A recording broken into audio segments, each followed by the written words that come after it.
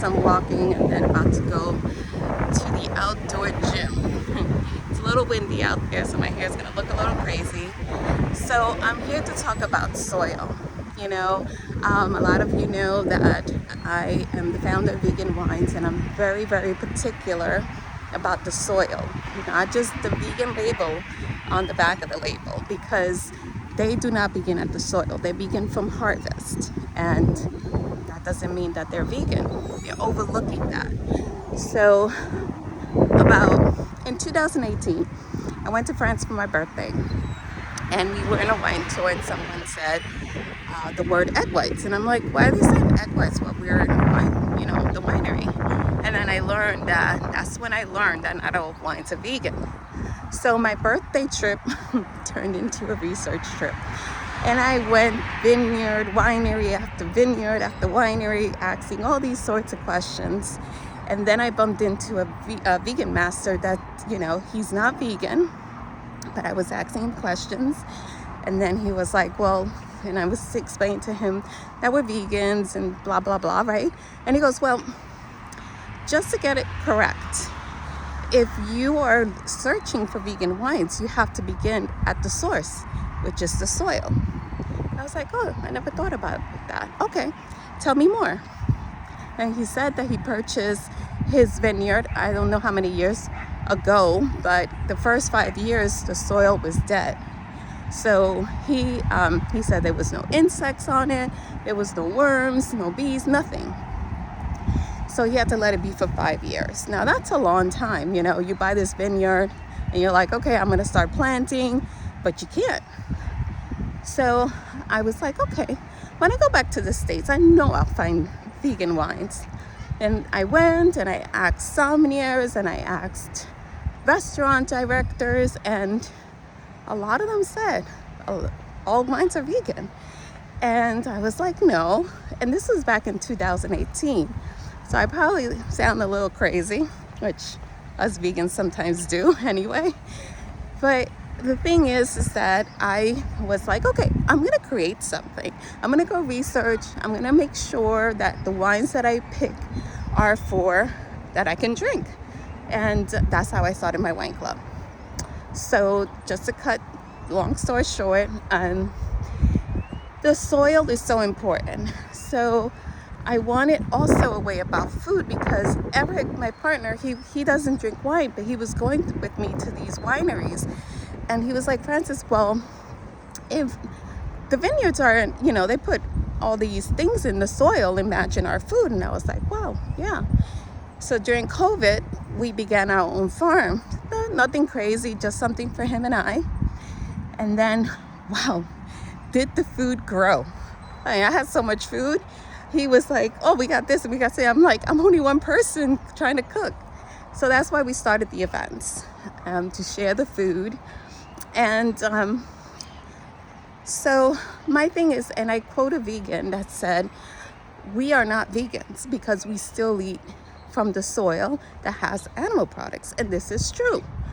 But we can change this. That's why I believe so much in biocyclic Veganic Agriculture International. Now, I stumbled upon them accidentally, but when I wanted to get things certified, I was like, well, organic is not veganic, biodynamic. Farmers cannot get certified without the animal poop in the horn in the soil. Now, there's many people that do practice biodynamic without doing that, but then they cannot get officially certified. So what happened next is that when I bump into them, to biocyclic veganic farming, I asked a lot of questions, and I found out that we have the same beliefs, the same methods, and they have a nonprofit organization in Greece that is already certifying internationally. And they rank 1010, which is above organic. So it's like when you eat your food, you want all the nutrients in it. I know that many people, when they eat our food, they say, oh my gosh, it's so fresh. I eat from my farm. My meals are they are adjusted by what's growing. I'm 54 years old. I'm very healthy. I don't take any medicine. So just my point is, we can change this. It might not be tomorrow, but we can make a step forward. We just have to do it. You know, we have the tools. We have, you know, we just don't have to add anything. Green manure, whatever comes out of the earth, put it back. That's it. And if you have insects, wasps are very good for the farm, as well as bees, we all know. So there's so many insects that, you know, people don't think that they're good. Just like not daisies, dandelions, they're considered a weed. They are a weed, but they're good for us. And all these years, we were told to mow the lawn. The other thing is that we are in a time where our environment is in threat. And it is humans that are doing this. Humans are the ones that are making this threat, and humans are the ones that could correct it. Once again, it might not be tomorrow, it might take generations, but at least you know that you're doing your part to make this happen.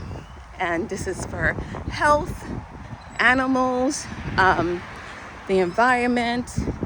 So even if you're vegan and non-vegan, you know this is the truth, or you have a certain hint that it's a truth.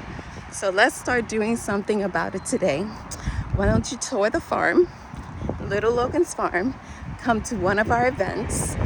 We definitely give tours. We want you to see the farm. We want you to taste what's there. We want you to see. We harvest at that moment. You go, you sit down, you eat it. Plain and simple. You get to know, you get to see. And yeah, that's about it. Now back to my exercise.